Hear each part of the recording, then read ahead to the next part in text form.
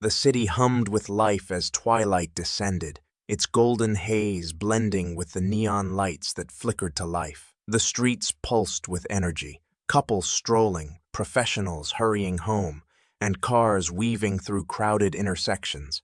Amid this vibrant chaos, Emma crouched against a graffiti-stained wall, clutching a battered cardboard sign. Her clothes were threadbare, her hair tangled, and her cheeks hollow from days without a proper meal. Despite her rough exterior, her sharp, almond-shaped eyes scanned the crowd with a mixture of desperation and hope. Her stomach churned painfully as the scent of freshly baked bread wafted from a nearby cafe. She clutched her sign tighter, its scribbled plea for help smudged by wear. Passersby avoided her gaze, their indifference cutting deeper than the cold evening air. Emma tried to muster the courage to call out, but her voice, raw from countless unanswered pleas, caught in her throat. Her fingers trembled as she extended a hand toward a well-dressed man walking by. He didn't slow, muttering something about street kids under his breath. Emma's head dropped, but she didn't cry. She had learned long ago that tears wouldn't change anything. The city wasn't kind to people like her. Yet tonight, something felt different. Her instincts, a finely tuned survival mechanism, whispered that change was near, though it didn't promise whether it would be for better or worse. The low purr of a luxury engine broke through the din of the street. Emma's eyes lifted as a sleek black limousine pulled up to the curb across from her. The polished surface gleamed under the streetlights, reflecting the towering facades of nearby buildings. The driver stepped out, dressed impeccably in a tailored suit, and opened the rear door with precision. A man emerged, his presence commanding attention without a word. His tailored navy suit hugged his athletic frame and his salt, and pepper hair framed a face that was both charming and authoritative. Emma recognized him instantly, Alexander Kane, the billionaire philanthropist. His face had graced the covers of countless magazines, often accompanied by headlines about his business acumen and charitable endeavors. Trailing behind him was a woman who seemed to radiate perfection. Victoria Kane, his wife, exuded elegance in a crimson silk dress that clung to her like a second skin. Her diamond earrings sparkled under the streetlights, and her hair was pulled into an immaculate bun. She didn't glance at the crowds or the world around her. Her focus was razor-sharp, her movements calculated. Emma couldn't take her eyes off the couple as they crossed the street and entered the Ambrosia Lounge, the city's most exclusive restaurant. She had heard whispers about the place in the alleys, how one dish cost more than she could make begging in a year. For most, it was a distant dream.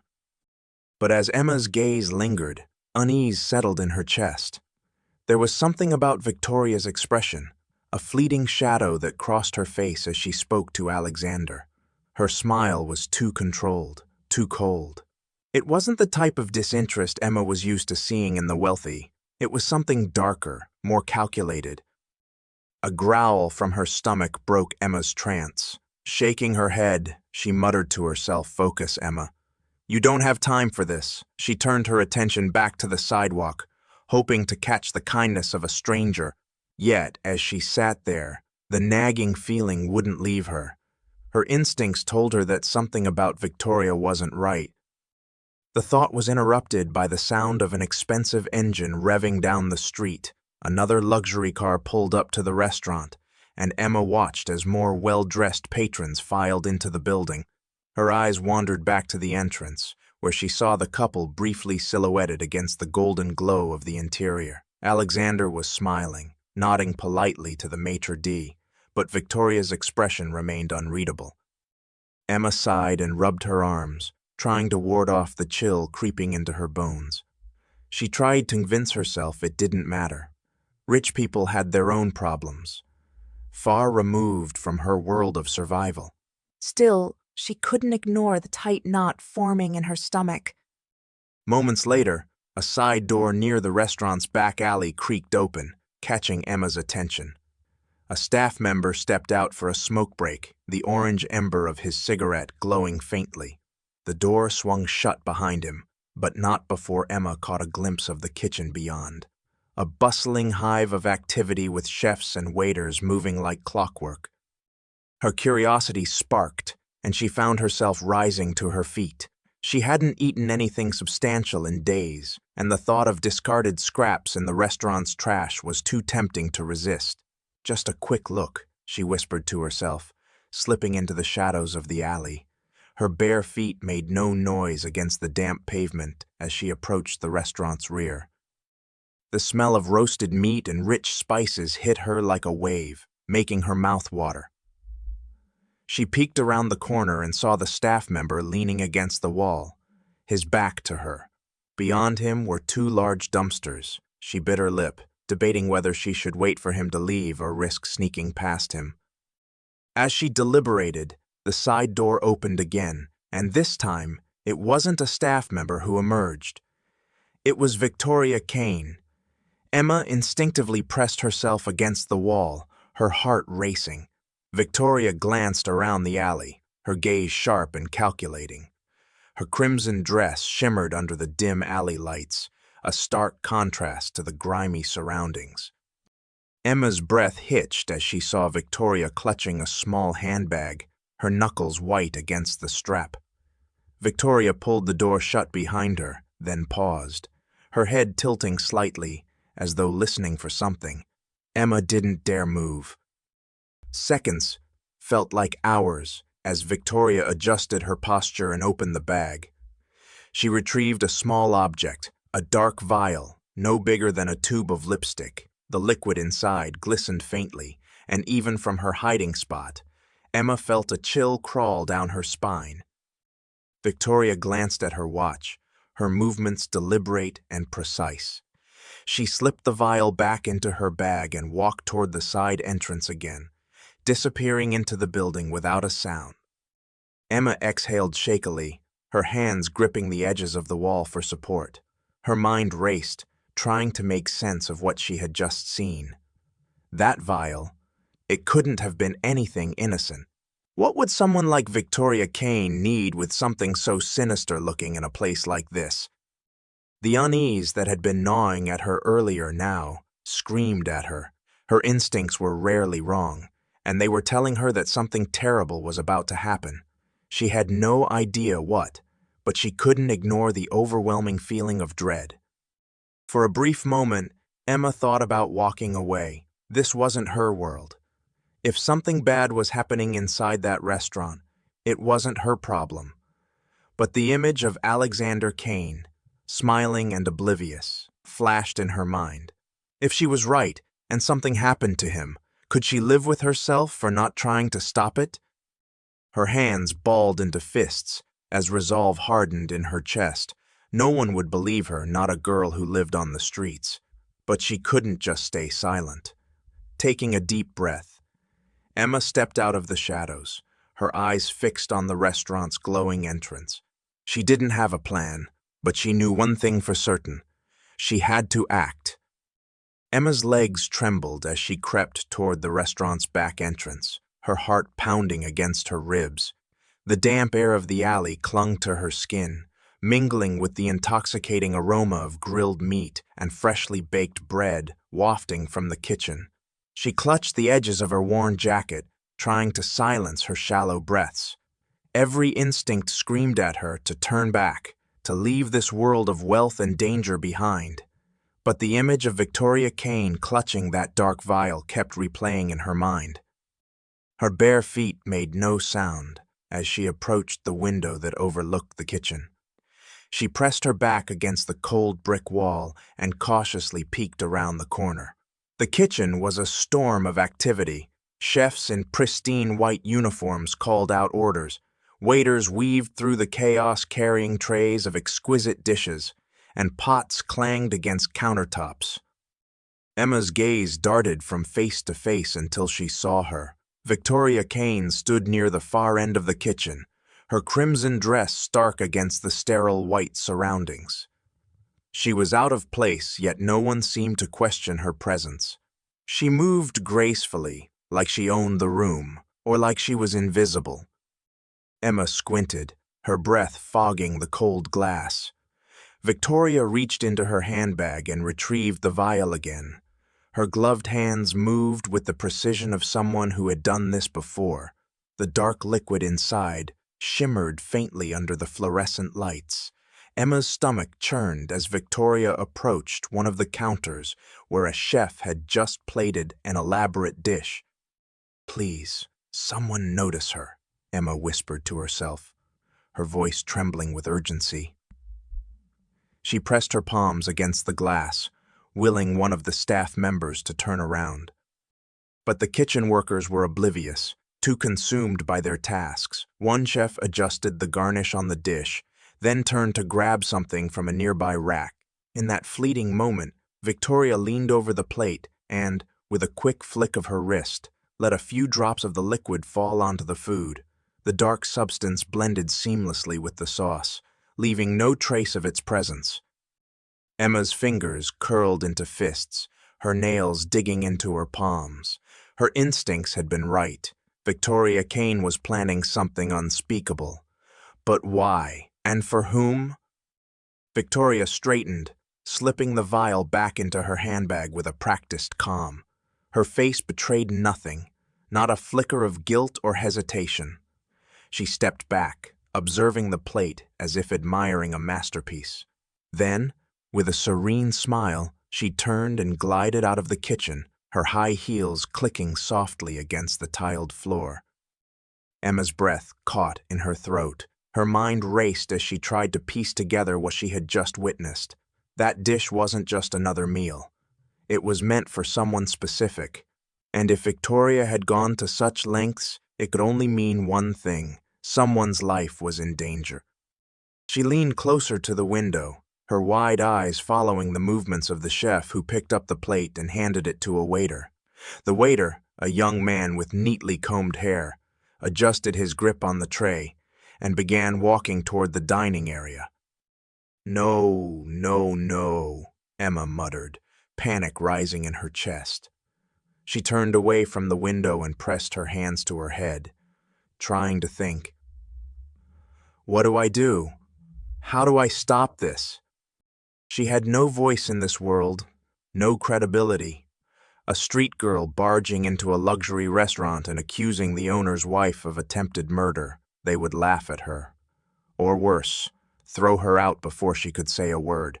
But if she did nothing, Alexander Kane might die. Emma clenched her fists and looked back at the window. The waiter was gone, the plate of poisoned food likely already on its way to its intended victim. She had no time to hesitate. Ignoring the burning ache in her stomach and the shaking of her legs, she pushed herself off the wall and hurried toward the front of the restaurant. The dazzling lights of the entrance loomed ahead, a stark contrast to the dim, grimy alley she had emerged from. Two burly security guards flanked the double doors, their expressions stern and unyielding. Emma slowed her pace, her mind racing for a plan. "What if they don't believe me?" she whispered, glancing down at her ragged clothes and bare feet. She looked every bit the outsider. A desperate girl from the streets trying to infiltrate a world she didn't belong to. But there was no time to second-guess herself. Summoning every ounce of courage, Emma approached the entrance. "Hey, kid," one of them barked. "This isn't a place for you. Move along." Emma stopped just short of the steps, her heart pounding. "Please, I need to get inside," she said, her voice shaking but firm. "It's an emergency. Someone's life is in danger." The second guard stepped forward, crossing his arms over his chest. "Yeah, and what makes you think you can just walk in here?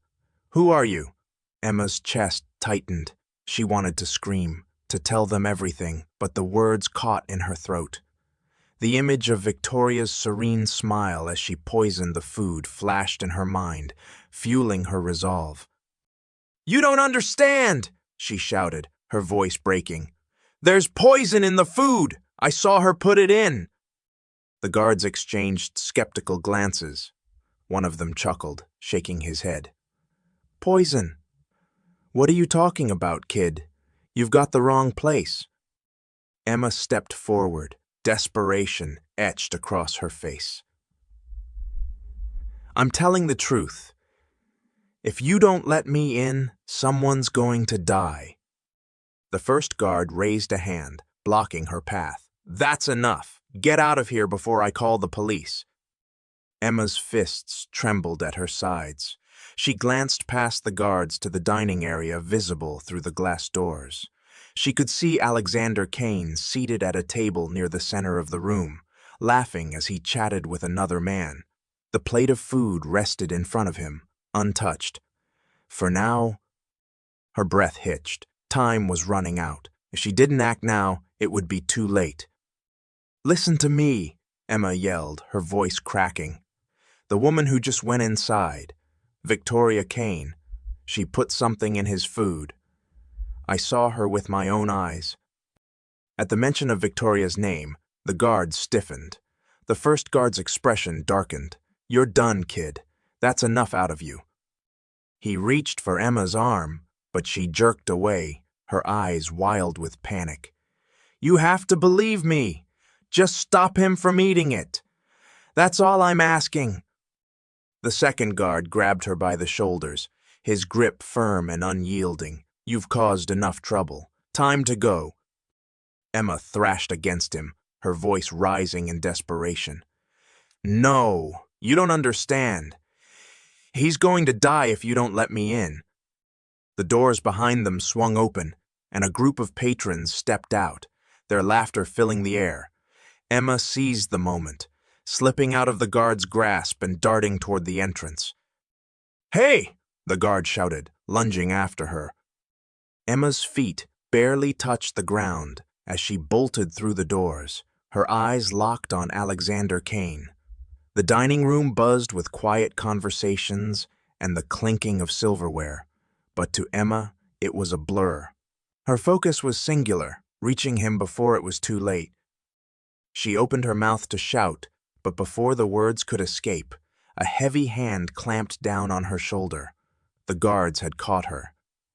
"No! Stop him!" she screamed, her voice echoing through the restaurant. Heads turned, conversations ceased, and all eyes fell on the wild-eyed girl being dragged back toward the door. Through the commotion, Emma caught one last glimpse of Alexander Kane as he picked up his fork and brought the first bite of food to his lips. Her scream tore through the room. "Don't eat it!" Emma's scream echoed through the grand dining room, cutting through the polite murmur of conversation and the tinkling of crystal glasses. Heads turned, a sea of elegantly dressed patrons casting disapproving and curious looks at the disheveled girl being dragged by the burly security guards. Her voice, hoarse and desperate, reverberated against the high ceilings. "Don't eat that!" she cried again, thrashing against the iron grip of the guards. "It's poison! Please listen to me!" At the center of the room, Alexander Kane froze, his fork hovering inches from his lips. His dark brows furrowed in confusion as he looked toward the commotion. Seated beside him, Victoria Kane placed a delicate hand on his arm, her face the picture of concern. Except for the faint flicker of irritation in her eyes. "What is going on here?" Alexander asked, his voice calm but firm. The guards hesitated, unsure how to proceed under the scrutiny of the room. One of them tightened his grip on Emma's arm. "Apologies, Mr. Kane. This girl forced her way in. We're removing her now." "No!" Emma shrieked, her voice breaking. "You don't understand. She's trying to kill you. Your wife, she put poison in your food." A collective gasp rippled through the room, and all eyes snapped to Victoria, who stiffened. Her expression morphed into one of shocked disbelief. "This is absurd," Victoria exclaimed, her voice trembling just enough to sound genuine. "What kind of sick lie is this? Alexander, don't listen to her. She's clearly unstable." Emma broke free for a moment, stumbling forward before one of the guards grabbed her again. Tears streamed down her face, leaving streaks on her dirty cheeks. "I'm not lying. I saw her. She put something in your food, some kind of liquid from a vial. Alexander rose slowly from his chair, his piercing eyes shifting between Emma and Victoria. His tone was measured, but there was a trace of unease beneath it. Victoria, is there any truth to this? Of course not, Victoria snapped, her voice rising slightly. This girl is trying to cause a scene. She's probably after money. Look at her. She gestured toward Emma with disdain, her diamond bracelet catching the light. She's just some street kid looking for attention. Emma's heart pounded as she watched the doubt flicker in Alexander's expression. She knew she didn't have much time. You have to believe me, she pleaded, her voice cracking. I wouldn't be here if it wasn't true. Please just don't eat it. Test the food if you don't believe me. Victoria scoffed, letting out a brittle laugh. You can't seriously entertain this nonsense, Alexander. The food is fine. If it'll end this ridiculous charade, then I'll eat it myself. The room held its breath as Victoria reached for Alexander's plate, her slender fingers curling around the edge. But before she could lift it, Alexander stopped her with a raised hand. No, he said firmly, his gaze steady on her. No one's eating this until we get to the bottom of this. Emma's knees nearly buckled with relief. For a brief moment, she thought she had succeeded. But Victoria's expression darkened, her icy composure cracking just slightly. Darling, she said, her tone softening into something almost maternal.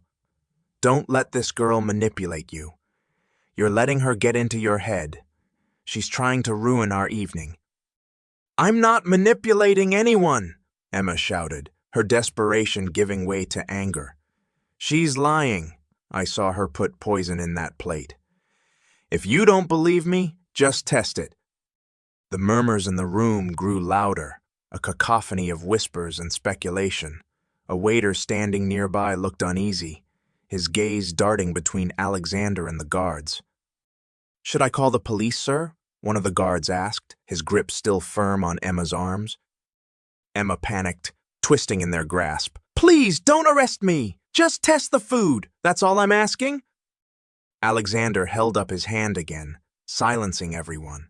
He exhaled slowly, his sharp features unreadable.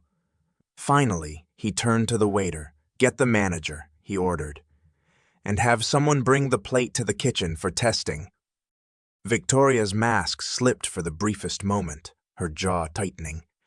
Alexander, this is ridiculous, she hissed under her breath. But he didn't respond. His attention was fixed on Emma, studying her with a curious intensity. What's your name? He asked. Emma, she answered, her voice barely above a whisper. And why should I believe you, Emma? Why would a stranger risk so much to make this kind of accusation? Emma swallowed hard, her throat dry. Because it's the truth, she said simply. I don't have anything to gain from this. I just couldn't stand by and let someone die. Her words hung in the air, heavy and raw. Alexander seemed to consider them, his brow furrowing. Meanwhile, Victoria's fingers curled into fists beneath the tablecloth, her nails digging into her palms.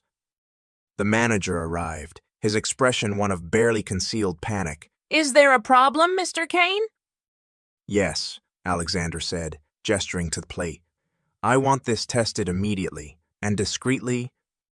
Of course, sir, the manager stammered, signaling for the waiter to take the plate back to the kitchen. Victoria stood abruptly, her chair scraping against the floor. This is ridiculous, she exclaimed, her voice rising. You're letting this girl humiliate me in front of everyone. She's lying, Alexander. Then you have nothing to worry about, Alexander said coldly, his gaze unwavering. The room was silent now, all eyes on Victoria.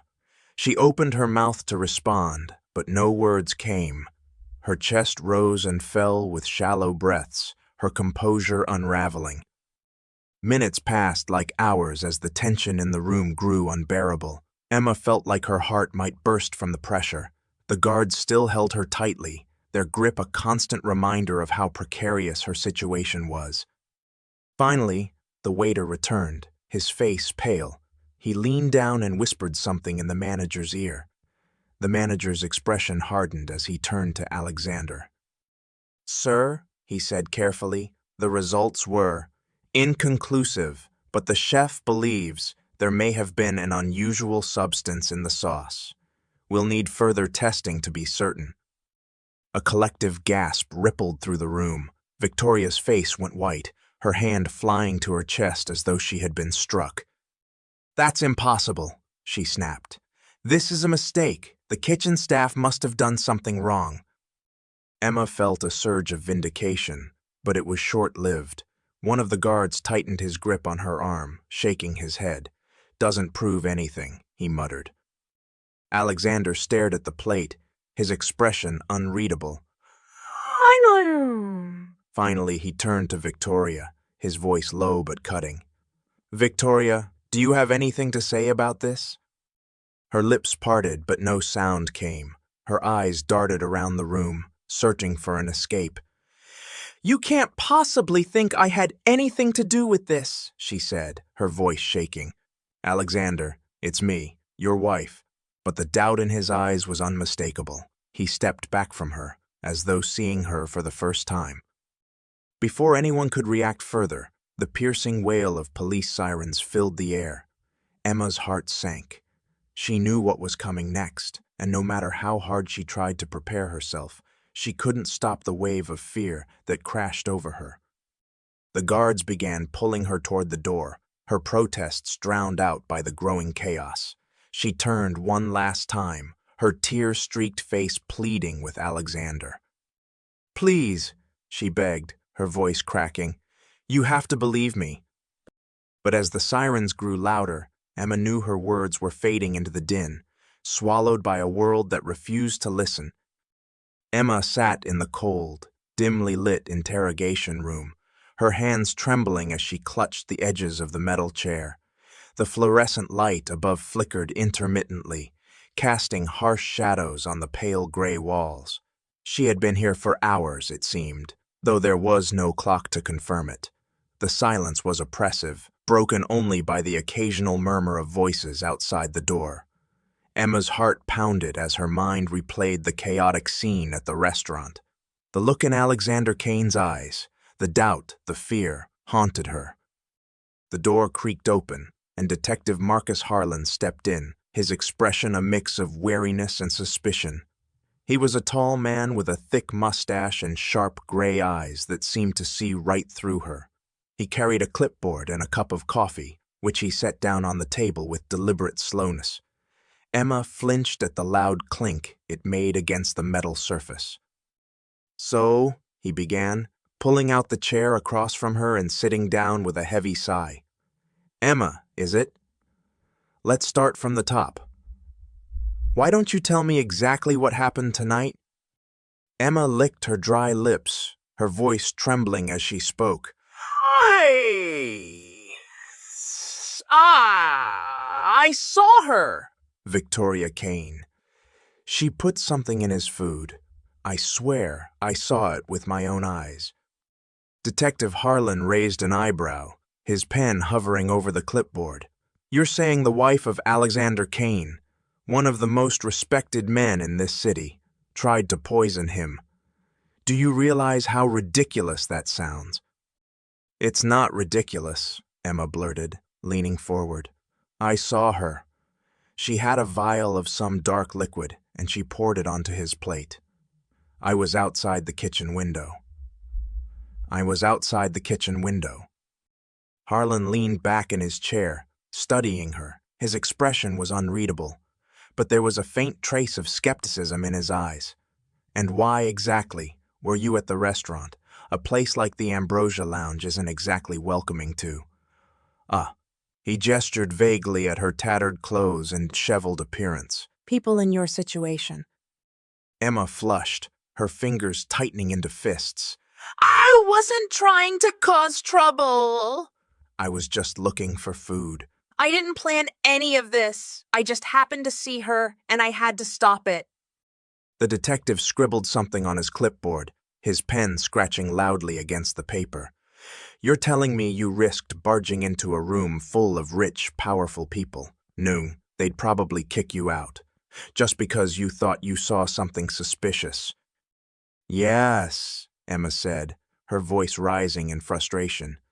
Because it was the right thing to do. He could have died if I didn't say anything. Harlan sighed, pinching the bridge of his nose. Kid, I've been doing this job a long time. I've seen all kinds of scams, cons, and sob stories. You're telling me this wasn't about money? Not even a little bit. Emma's eyes burned with unshed tears. I don't care about his money. I just didn't want him to die. Why is that so hard to believe?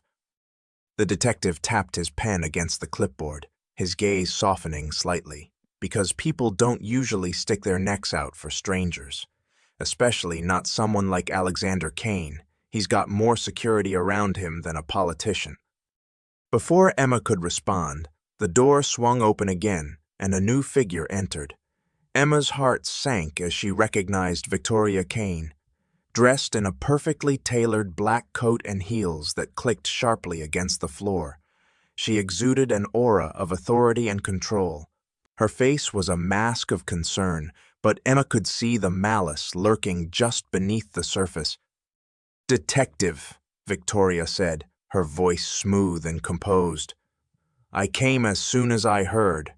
I want to cooperate fully with the investigation." Harlan nodded, motioning for her to take a seat. "Mrs. Kane, this young lady here is making some serious accusations against you." Victoria's eyes widened, feigning shock. "Accusations? Against me? That's absurd." What exactly is she claiming? She says she saw you poison your husband's food, Harlan said bluntly. Victoria gasped, placing a hand over her chest in a display of theatrical disbelief. "That's outrageous. Why would I ever harm my husband? We've been married for 10 years. He's my world."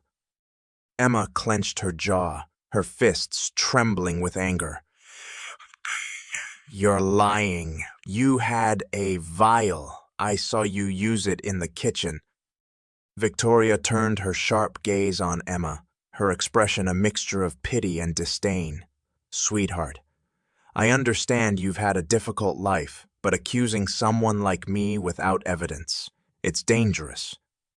"You're the dangerous one," Emma shot back, her voice cracking. "You're trying to make everyone think I'm crazy, but I know what I saw." Victoria turned to Harlan, her tone measured and calm. "Detective, this girl has been lurking around our family for weeks. I've seen her near our home, at events, even at other restaurants.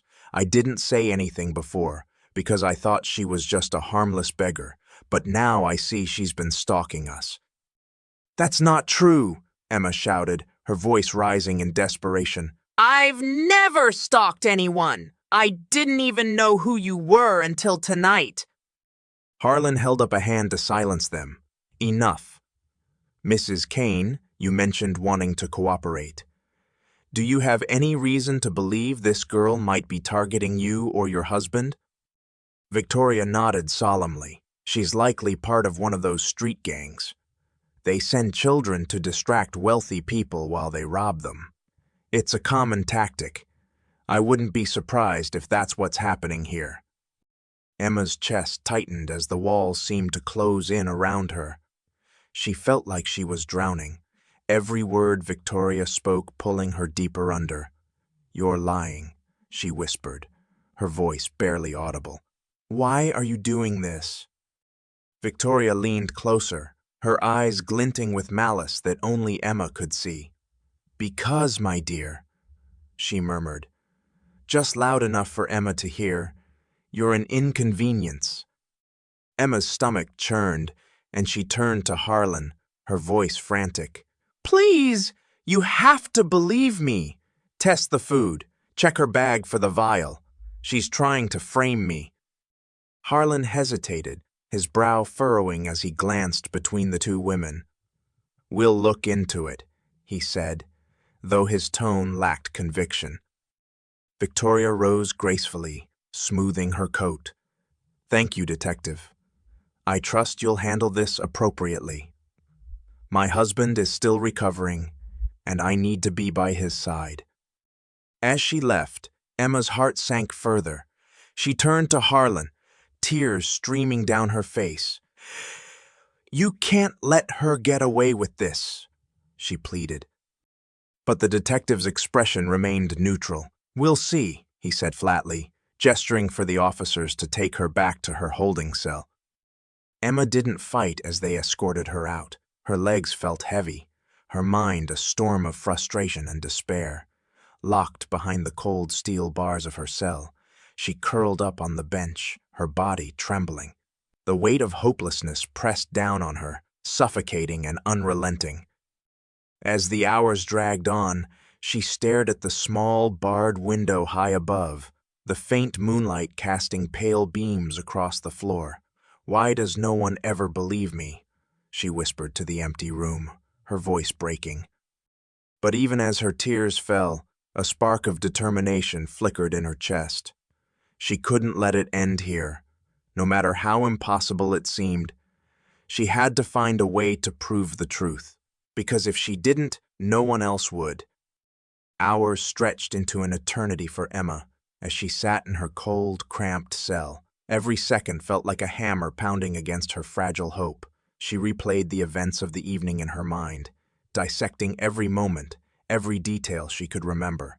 Her resolve had not wavered, but her belief that she could be heard, truly heard, was hanging by a thread.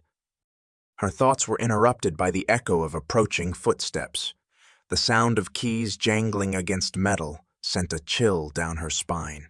She sat up, her body tensing as the heavy door creaked open. Detective Harlan stepped inside, his face unreadable as always. He held a folder under his arm, and though his expression was calm, Emma noticed the tightness in his jaw. "Come on, kid," he said, motioning her forward. Emma hesitated. "Where are you taking me?" "To the station conference room," Harlan replied curtly.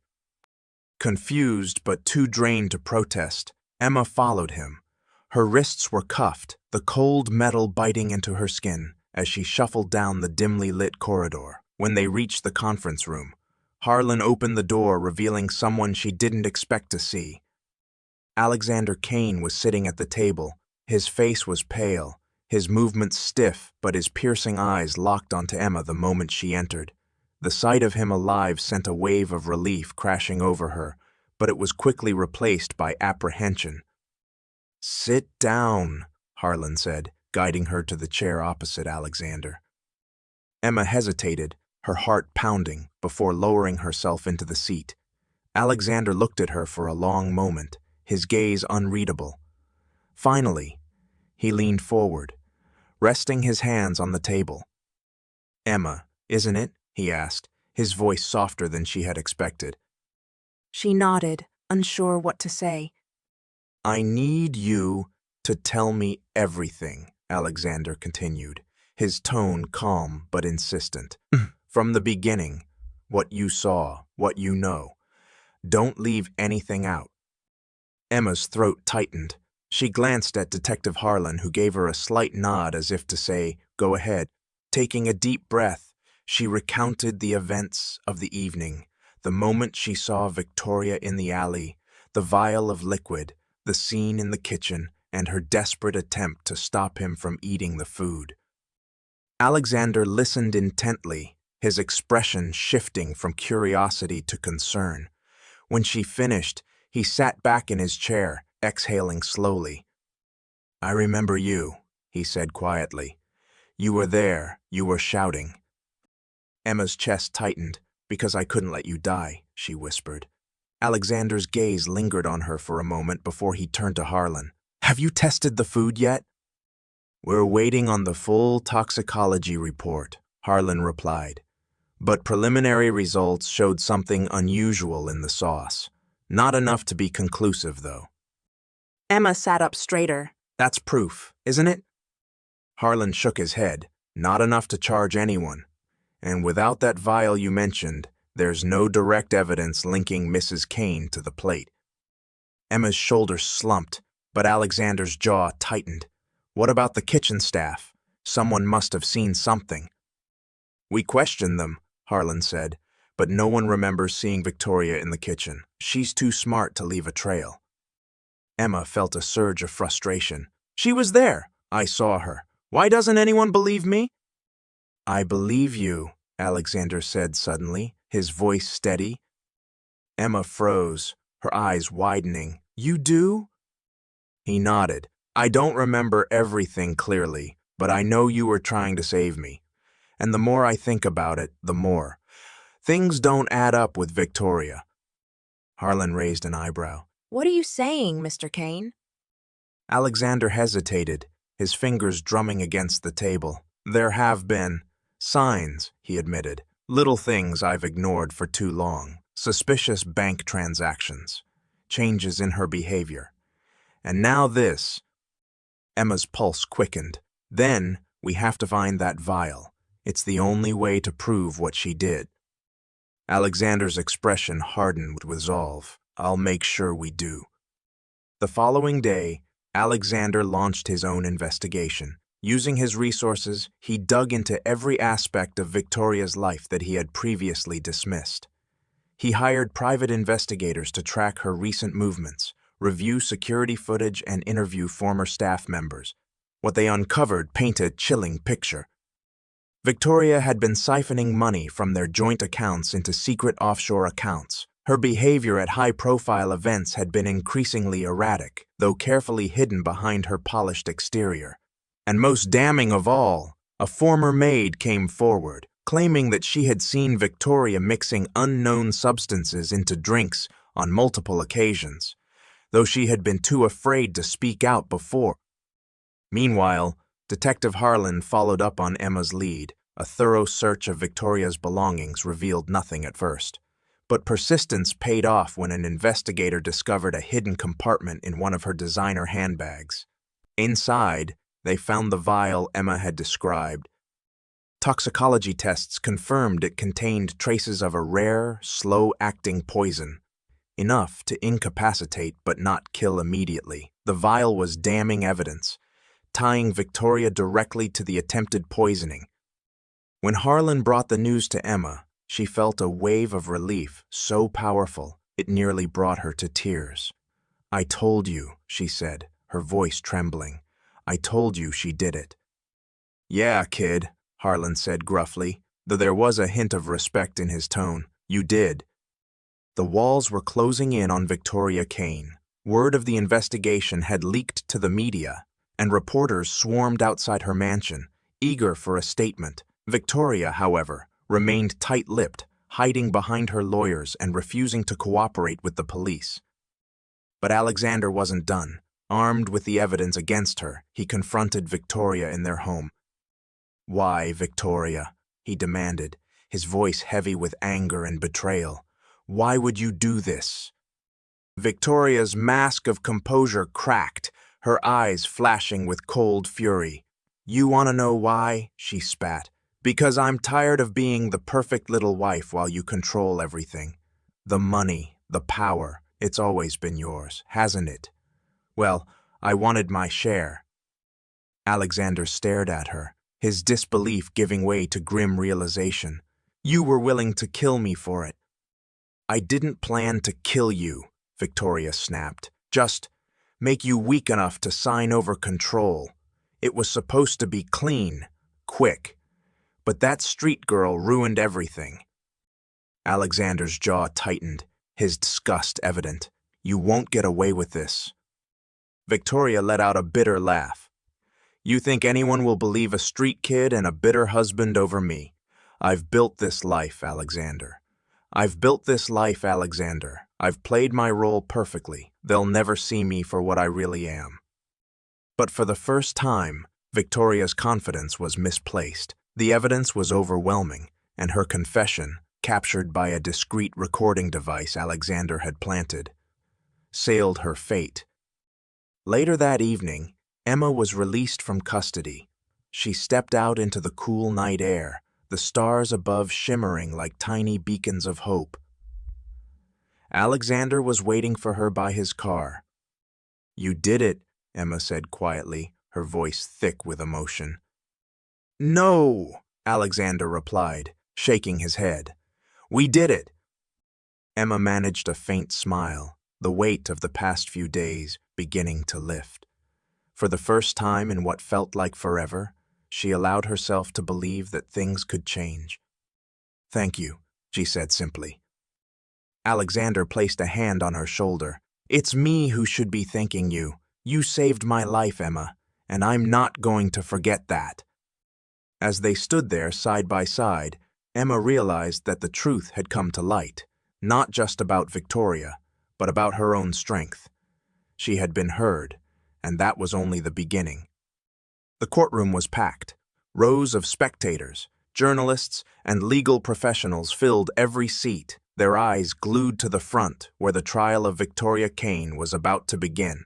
The room buzzed with hushed whispers and the occasional click of a camera, the tension palpable as everyone anticipated what would unfold. Emma sat in the front row, her hands clenched tightly in her lap. She was wearing clean clothes for the first time in years, a simple blouse and skirt that Alexander Kane had provided.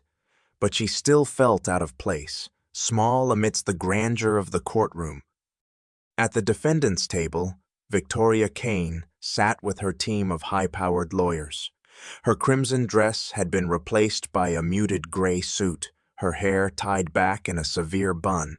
Despite her polished appearance, there was an edge to her posture, her knuckles white as she gripped the edge of the table. She still carried herself with an air of superiority, but Emma could see the cracks in her facade, the faint tremor in her hands, the way her eyes darted around the room, searching for an escape. The judge entered, and the room fell silent. Everyone stood, the weight of the moment sinking in. As the judge took his seat, he adjusted his glasses and looked over the file before him. "We are here today to hear the case of the state versus Victoria Kane, charged with attempted murder and conspiracy. The prosecution may begin." The prosecutor, a sharp-eyed woman named Rachel Mercer, stood and approached the jury. "Ladies and gentlemen, the evidence you will see today will show that Victoria Kane, behind her public image as a philanthropist and devoted wife, is a calculating individual who attempted to poison her husband for financial gain. We will prove beyond a shadow of a doubt that her actions were premeditated and that she is guilty of the charges brought against her." Rachel's voice was calm but commanding, each word landing with precision. She outlined the key points of the case: the vial of poison found in Victoria's possession, the testimony of Emma and others who had witnessed her suspicious behavior, and the damning financial records that revealed her motive. When Rachel returned to her seat, Victoria's lead defense attorney, a silver-haired man named Charles Graves, stood and addressed the jury. "Ladies and gentlemen, what you will see today is not proof of guilt, but rather a web of assumptions and circumstantial evidence woven by the prosecution. My client is an innocent woman, a victim of unfounded accusations and media hysteria. We ask only that you keep an open mind and look for the truth. Emma's stomach churned as she watched Charles speak. His words were smooth, calculated, designed to plant doubt in the minds of the jury. She glanced at Alexander, who sat beside her, his jaw tight, his eyes fixed on Victoria. The prosecution began by presenting their first piece of evidence, the vial. A forensic expert was called to the stand, explaining how the substance inside matched traces found on the food Alexander had been served that night. The jury listened intently as the expert detailed how the poison worked, slow-acting but lethal in larger doses. Next came the financial records. An accountant testified that Victoria had been transferring large sums of money to hidden offshore accounts for months, money she planned to access once she controlled Alexander's fortune. The room buzzed with whispers, and for the first time, Victoria's composure cracked. Her lips pressed into a thin line, her eyes narrowing as she whispered furiously to her lawyer. Then it was Emma's turn. The bailiff called her name, and she felt her heart leap into her throat as she rose and made her way to the witness stand. She avoided Victoria's gaze, focusing instead on Alexander, who gave her a small, reassuring nod. "Please state your name for the record," Rachel Mercer said. "Emma Carter," she replied, her voice trembling slightly. "Emma," Rachel continued, her tone gentle, "can you tell the court what you saw on the night of the incident?" Emma took a deep breath and recounted everything. The moment she saw Victoria with the vial, the scene in the kitchen, and her desperate attempt to warn Alexander. Her voice grew steadier as she spoke, each word carrying the weight of her truth. "Why did you intervene?" Rachel asked. Emma hesitated, glancing at the jury. "Because I couldn't stand by and watch someone die. It didn't matter that I didn't know him. It was just the right thing to do." Rachel smiled warmly. "Thank you, Emma. No further questions." Charles Graves approached the stand, his expression cool and confident. "Miss Carter," he began, "you claim to have seen my client poisoning the food, but isn't it true that you were lurking outside the restaurant, trespassing where you didn't belong?" Emma's cheeks burned. "I wasn't lurking. I was hungry. I was just looking for food in the trash when I saw her." Graves raised an eyebrow. "So you admit you were trespassing? That you were somewhere you shouldn't have been?" Emma clenched her fists. "I wasn't trying to cause trouble. I just—" "Answer the question," Graves interrupted, his voice sharp. "Yes," Emma said reluctantly, her voice barely above a whisper. Graves nodded, turning to the jury.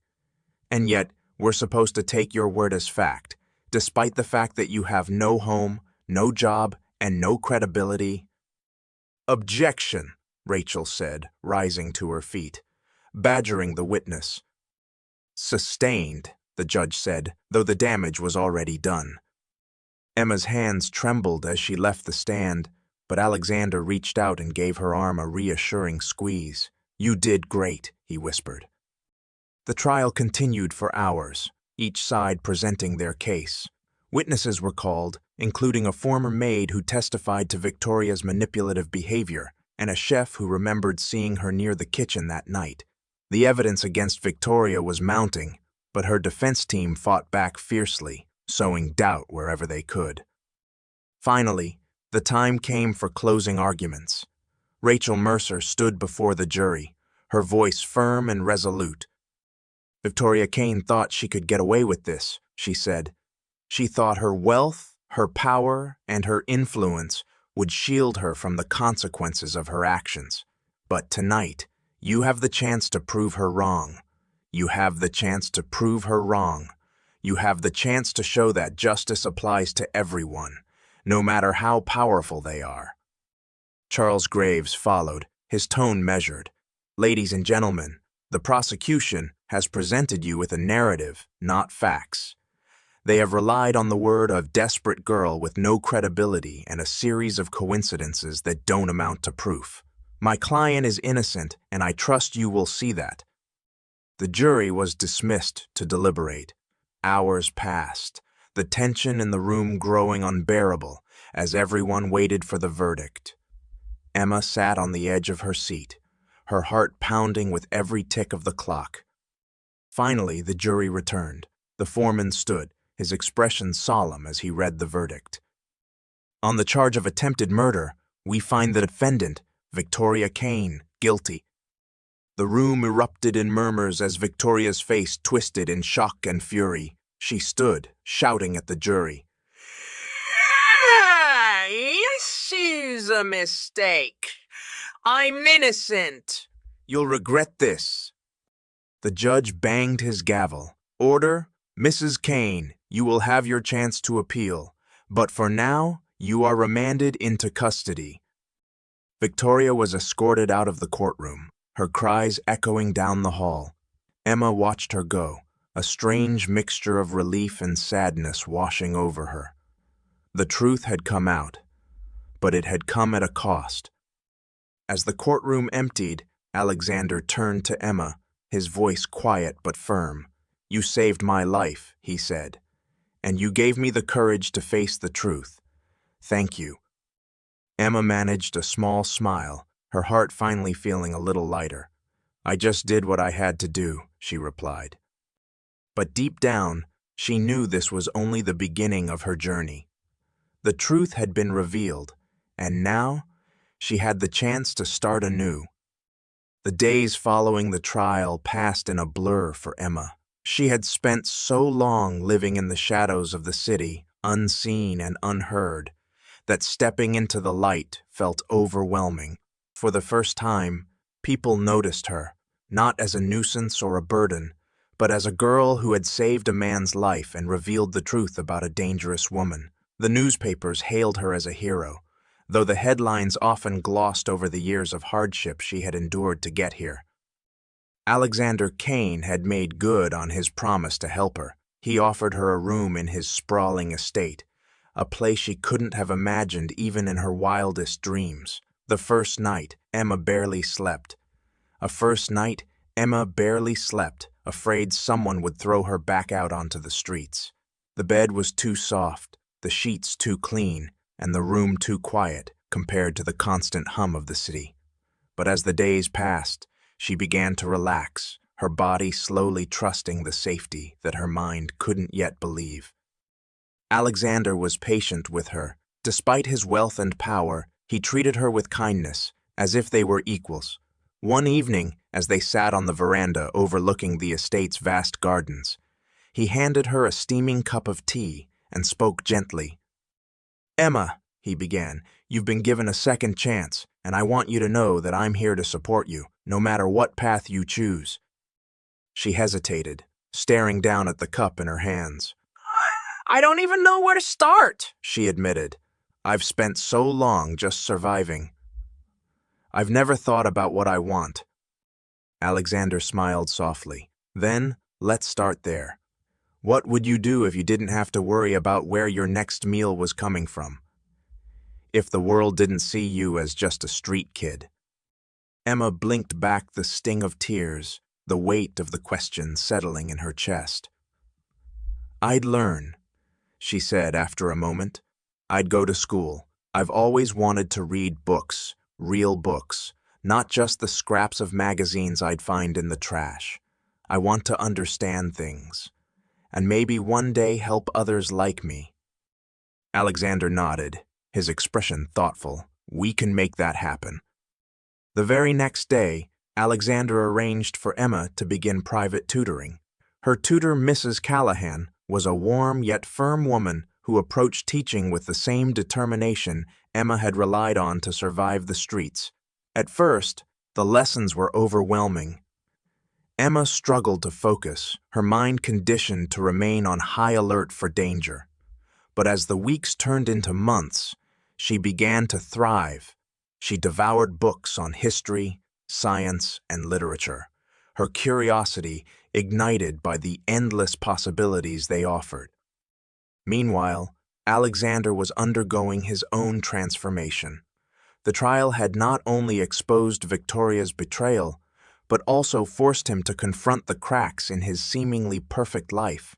He threw himself into his philanthropic work with renewed purpose, channeling his resources into causes that went beyond writing checks. Inspired by Emma's resilience, he began a foundation to support homeless youth, offering them shelter, education, and opportunities to rebuild their lives. The foundation's opening ceremony was a grand event, attended by the city's elite, as well as those who would benefit from its services. Emma stood beside Alexander on the stage, her heart pounding as she faced the crowd. She hadn't planned to speak, but when Alexander gestured for her to step forward, she couldn't refuse. Taking a deep breath, she gripped the edge of the podium and scanned the faces before her. "I used to think that people like me didn't matter," she began, her voice steady despite the lump in her throat, "that no one cared if we lived or died. But I was wrong. There are people who care, who want to help. And sometimes all it takes is one person to believe in you to change everything." Her words were met with applause, but what stayed with her were the tearful smiles from the youth in the audience. She saw herself in their eyes, hungry, scared, but holding on to a fragile thread of hope. As the months went by, Emma's life continued to evolve. She excelled in her studies, her natural intelligence shining through in every subject. Alexander often joked that she would surpass him one day, and she would laugh, though deep down, she didn't doubt it. She also began volunteering at the foundation, working closely with other young people who had lived on the streets. Her first-hand experience gave her a unique ability to connect with them, to show them that change was possible. One evening, as she walked through the city with Alexander, she paused outside a familiar alley, the brick walls, the faint smell of garbage, the distant hum of traffic. It was the place she had called home for years. She stared at the spot where she had crouched with her cardboard sign, begging for scraps of kindness. "It feels like a lifetime ago," she murmured. Alexander stood beside her, his hands in his pockets. "You've come a long way, Emma. But don't forget where you started. That's what gives your story power."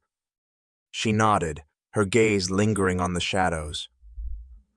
"I won't forget, and I'll make sure no one else has to live like that if I can help it." The turning point came one morning when Alexander handed her an envelope. Inside was an acceptance letter from one of the city's most prestigious universities. Emma's hands trembled as she read it, tears streaming down her face. "I don't deserve this," she whispered, looking up at Alexander. He shook his head. "You've earned this, Emma. Every bit of it. Don't let anyone tell you otherwise." As she began her journey into higher education, Emma's confidence grew. She pursued a degree in social work, driven by her desire to give back. She spent her free time mentoring the younger kids at the foundation, sharing her story to inspire them. Her resilience and determination became a beacon of hope, proof that even the darkest beginnings could lead to a bright future. Years later, Emma stood on the stage of the foundation's annual gala, this time as its director. The room was filled with faces both familiar and new, all united by a common goal: to create a world where no one was invisible. She glanced at Alexander, now retired, but still her greatest supporter, and smiled. "None of this would have been possible without someone believing in me when no one else would," she said, her voice steady and confident. "But this isn't just my story. It's the story of every person who has fought to be seen, to be heard, to matter. And as long as we stand together, we can make sure no one is left behind." The applause was thunderous, but what mattered most to Emma were the faces in the crowd. The young girl clutching a stuffed toy, the boy with wide, hopeful eyes, the mother who held her child a little closer. They were the reason she fought so hard, the reason she never gave up. As the evening wound down, Emma stood by the window, looking out at the city lights. Alexander joined her, his voice soft as he said, "You've done something incredible here, Emma." She turned to him, her eyes shining. "We did this, together." The two of them stood in silence, the weight of their shared journey settling between them. From the streets to the courtroom, from fear to hope, they had built something far greater than either of them could have imagined, a legacy of redemption, resilience, and love. And as Emma looked out at the city she once thought would swallow her whole, she knew she had finally found her place in it. Thank you for staying until the very end of this story. It's not just a tale of survival and triumph. It's a reminder of the power of resilience, kindness, and standing up for the truth, even when the odds are against you. Emma's journey teaches us that no matter where we come from or how invisible we feel, our actions can spark change and inspire others. It only takes one brave moment, one decision to do the right thing, to rewrite the course of a life, and sometimes even the lives of many. This story also shows the importance of believing in others. Alexander's choice to trust Emma not only saved him, but created a ripple effect that transformed countless lives. It's proof that a single act of faith can open the door to redemption and a brighter future. Where are you watching from? Let us know in the comments. We'd love to hear your story too. And don't forget to subscribe to our channel for more inspiring stories like this one. Together, we can explore the lessons that remind us of our shared humanity and the hope that lies in even the darkest moments. See you in the next video.